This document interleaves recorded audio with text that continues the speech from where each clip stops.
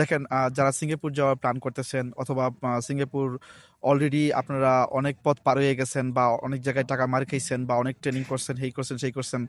তো এরকম পজিশনে যারা আছেন বা যারা নতুন করে সিঙ্গাপুর যেতে চাচ্ছেন, সো প্রত্যেকের জন্য আজকের ভিডিওটা খুবই, খুবই গুরুত্বপূর্ণ। কেন গুরুত্বপূর্ণ এটা আপনাদের বোঝা দরকার। কারণ দেখেন আমি কিন্তু গত ১০ বছর ধরে একজন সিঙ্গাপুর প্রবাসী। সো আমার চোখের সামনে সিঙ্গাপুরের বাস্তবতা বা আমার কাছে আমি যেই ভুলগুলা করছি বা আমি এখন ১০ বছর আগের পিছনে ফিরে যখন আমি তাকাই তখন আমার কাছে মনে হয় আমি যদি এইভাবে না আসি, এইভাবে আসতাম, ওইভাবে আসতাম, অনেক বেটার হইতো। কারণ কি আমি সিঙ্গাপুর যাওয়ার পরে অনেক সমস্যা ফেস করছি। সমস্যা ফেস করার পর আমার কাছে মনে হইছে যে এই প্রসেসিংয়ে না আসে বা এই সিস্টেমে না আসে ওই প্রসেসিং আসলে ভালো হইতো।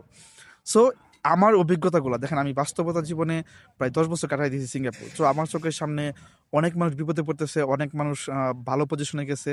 আমি নিজেও ফেস করতেছি। সব মিলিয়ে আমাদের বলবো আমাদের যারা সিঙ্গাপুর প্রবাসী আমরা যারা আমাদের অভিজ্ঞতা নিয়ে কথা বলি, আমাদের অভিজ্ঞতাগুলো একটু হলেও প্রায়োরিটি দিন আপনারা।